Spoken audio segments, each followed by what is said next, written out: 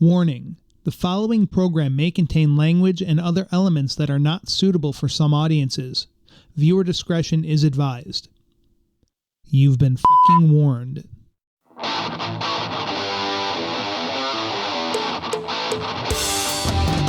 gonna put a little salt in the atmosphere. I'm gonna make your mouth perspire. I'm gonna make a little treat guaranteed to be sweet. I'm gonna teach you how to dance with fire. Yeah, baby, let's get dishing. Step into my nutrition kitchen.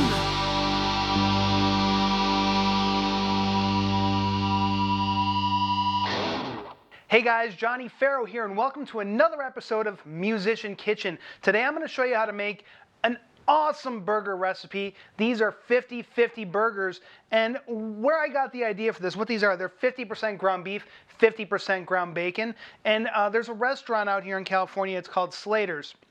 I don't know if they have them in other places, but they make this burger, and it is like one of the most incredible, flavorful, like ridiculous burgers I've ever tasted in my life.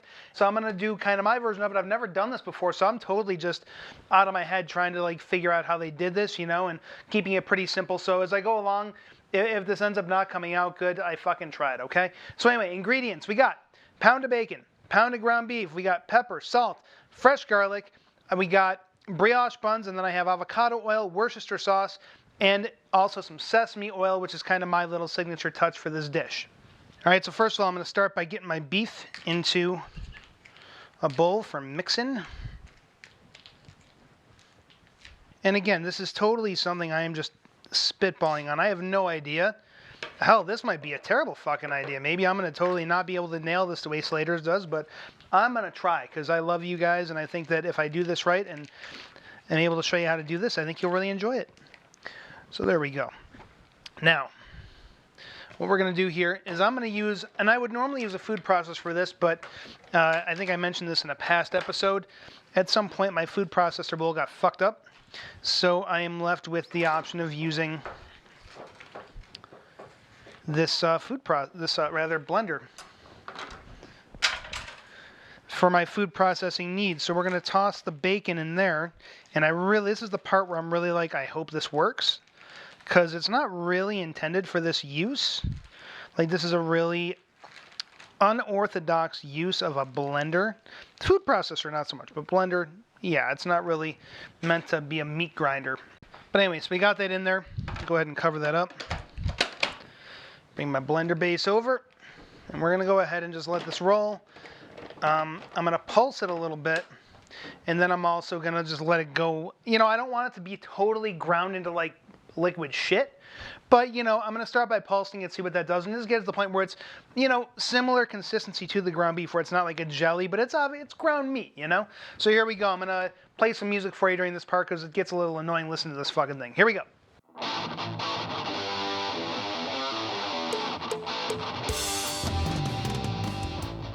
Alright, let's see what we got here.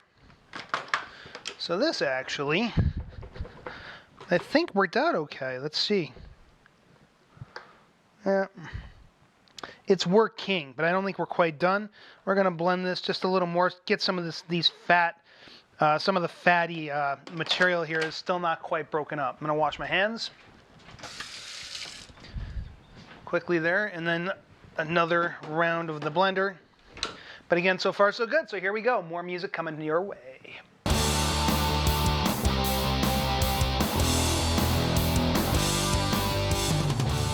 All right.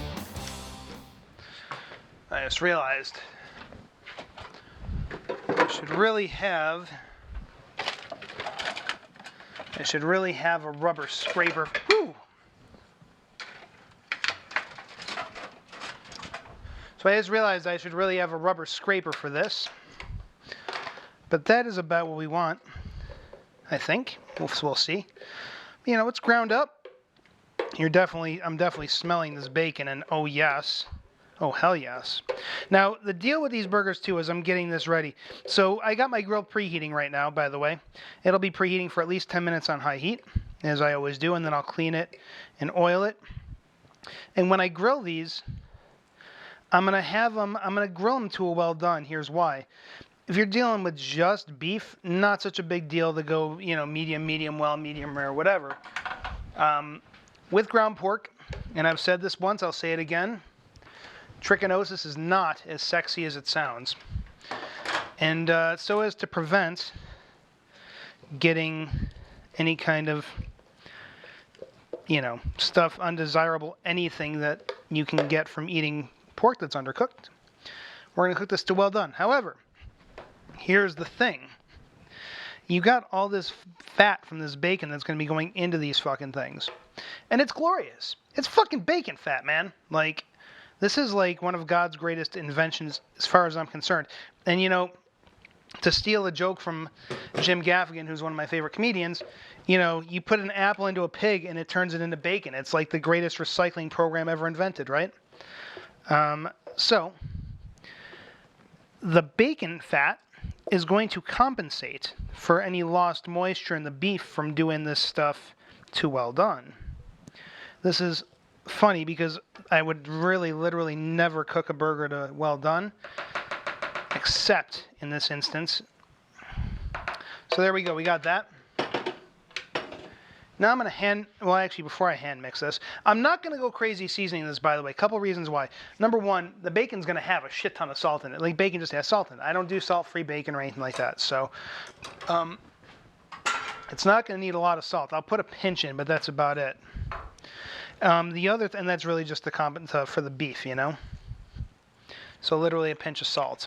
A little black pepper. I also want to keep this simple because I want the bacon to be able to speak for itself. So that's probably about like a teaspoon and a half or so of pepper, right? I'm going to throw the sesame seed oil in here. It's got a nice smoky flavor. I think it'll just complement the smokiness of the bacon nice. I'm going to do like right around a teaspoon, maybe a shade under a teaspoon. A little bit of Worcester sauce. Again, just like a splash or two. Just to bring out, maybe a little more than that, probably like half a teaspoon, right? Just to bring out the flavor of the beef. Now, I'm also going to throw in a little garlic because, I don't know, somehow it just seems like the right thing to do. I'm just going to do a couple cloves, nothing too intense. And this is just fuck you. Me yelling at my food, I'm not talking to you. But a couple cloves of garlic. I just feel like it's the right thing to do. I feel like it'll go well with this dish, just having some garlic in there. So I'm going to mince it up real nice and, small, minced like.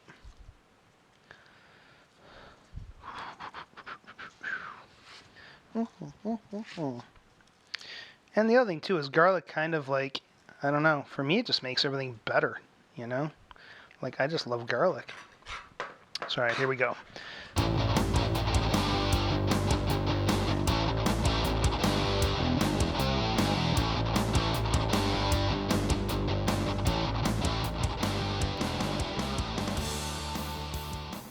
So, all right, minced nice and tiny like. Let's toss this into our dish. And that's it. So now I'm just going to hand mix this.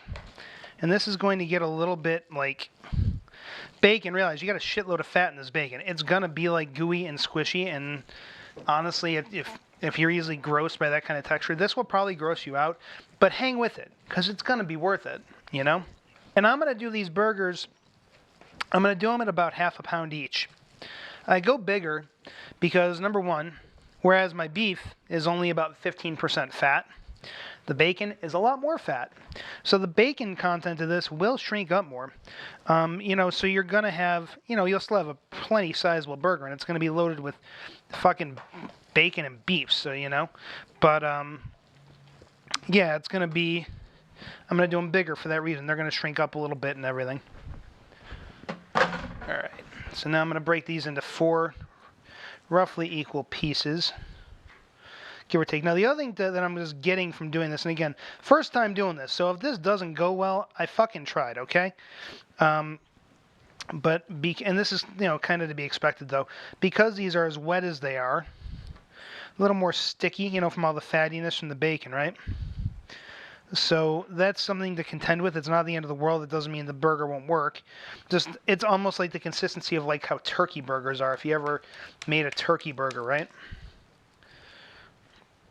Oh, I am so excited about this. And you know, again, I'm just kind of watching the size of these things.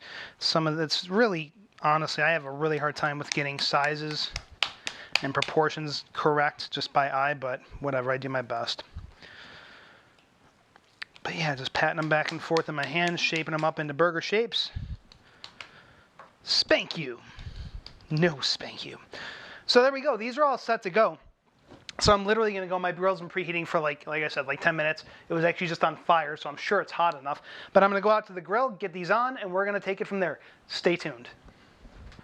All right, guys, so here we are at the grill. I'm going to go ahead and get cleaned and oiled here. Just real quick.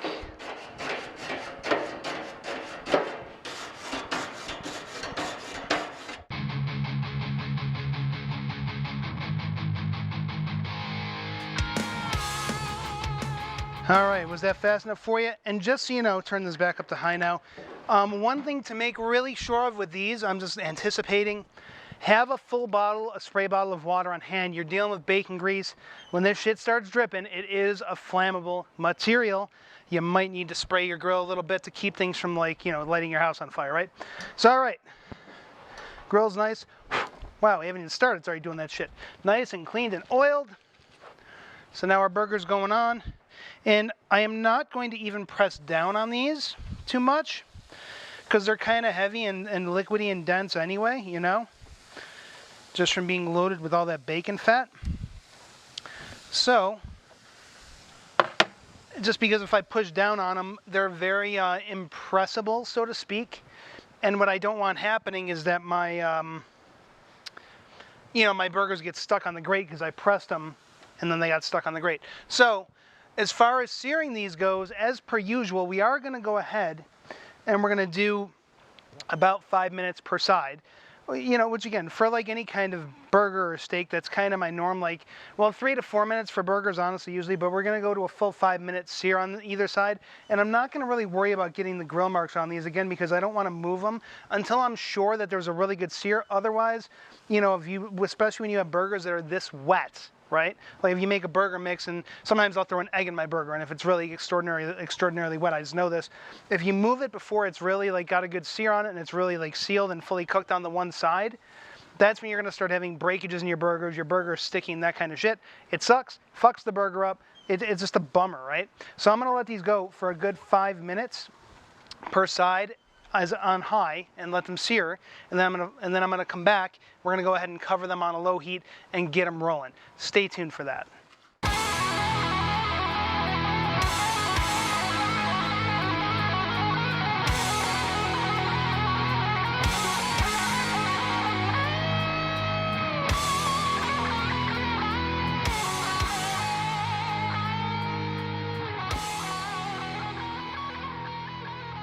All right, guys, so we're back. It's been about 5 minutes per side. I don't know if you saw, but the flames got a little crazy there. I was fighting them, and then I decided to go with them because I also had trouble with sticking on that first flip because things weren't quite as charred as they needed to be, even after the time that they were on. So I decided to take advantage of the flames and see if that helps, and it looks like it did. That second flip is definitely better. I'm going to go ahead and move my outer burgers to the inner flame now, just because it's a little hotter on the inside, just to balance these out. Bada boom. And I tell you, when I'm grilling burgers, I don't mind a little char. But here's the interesting thing. So these are now supposed to cook under cover. I'm going to drop this all the way down to a low. And by the way, my suspicions were confirmed with the bacon fat. Like, it really is causing a shitload of flare-up, right? So you got to have water on hand when you do this. It's just safety. You just have to, right? You know, and even with the open grill, closed grill, whatever, you got to watch this shit like a hawk. Like, normally I would be off, I'd be kind of doing other stuff and come back, keeping half an eye on the grill. With this, with the way this is going, you got to keep your eyes on it. You can't just walk away from this. So I'm going to kind of hang with it, even though it's going to be on a low heat. And I'm going to let these roll for another 5 minutes per side. I'm thinking because there's going to be some flare up, it's just going to happen. I know that. Between that, being on the direct heat, undercover, I think that's going to be enough to get us where we need to go. So we're going to check it out. One thing I will stress though is, again, you want to cook these to well done. This is raw pork meat you're working with here. This is raw bacon. You don't want to fuck around with trichinosis and tapeworms and other T words that sound sexy, but they're really not. You know, and I mean, even if, you know, I mean, safe bet is cook it to 165 to 170 degrees internal temp if you got a thermometer. I do not, and I'm a bit of a fucking renegade. So, but with a burger like this, I will be aware, you know, I'll usually check it even just because of the fact that it's got the raw pork in it. Like, I'll look at it, and if there's any pink whatsoever, I would just throw it back on the grill for another couple minutes, you know, a minute or two per side, something like that, right? So anyway, we're gonna drop these under cover. They're on low heat now. Cover's going down, 5 minutes per side, and then we're gonna bring these off the grill. In the interim there, by the way, I do have a brioche roll, which is my roll of choice for burgers, honestly. And a lot of the classier burger joints got them, and I see why. They're just, I mean, they even just smell like, I could eat like a pack of these and have it be a meal. But I'm going to toast it when I'm on my last flip. I'm not going to bore you with like sitting here watching a Hyperlabs grill or anything like that because the grill's fucking closed. So I'm going to come back when I'm ready to bring these off. The roll will be toasted at that point, so stay tuned. All right, guys, so we're back. Spent about 5 minutes per side under cover. I got my brioche bun on there. Oh, yes, nice and toasty.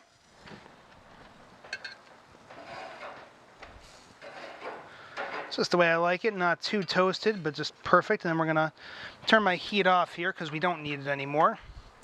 So again, we did 5 minutes per side on a sear on very high heat, including flare-ups. And then we did 5 minutes per side under cover on a low heat. Again, there was probably more heat than usual though, just because of flare-ups. And would you look, I mean, that's gorgeous. Like, that is a pretty fucking burger, right? Now, if you want, a couple of minutes before taking them off the heat, if you want to put cheese on this, like some cheddar or some jalapeno jack or, you know, a little bit of Swiss cheese would be nice on this. A couple minutes before you pull this off the grill, just put the cheese on top and cover it again to let it melt. I'm going to do a little barbecue sauce on mine because it just seems like the right thing to do.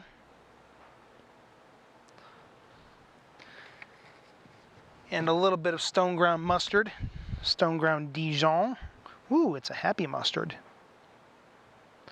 And that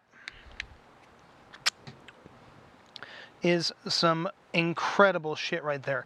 Very simple, but you know, honestly, these burgers, when I tried them the first time, I was blown away. Like, I knew it'd be good, right? Because it's bacon and beef. How do you fucking go wrong, right? It's mind-blowing how good this is. This is like you eat these things and you like, the time-space continuum collapses and you travel to another like multiverse or something. It's insane. So guys, 50-50 burgers. Try them out. Let me know how you like them. If you have any ideas or things you do with them that you like that work out really well, let me know in the comments below. You can also send me an email. Johnny@johnnyfarrow.com is where I'm currently receiving emails for Musician Kitchen. And guys, just, you know, I really hope you like the recipe. Have an amazing rest of your week. I will see you on the next one. Mwah.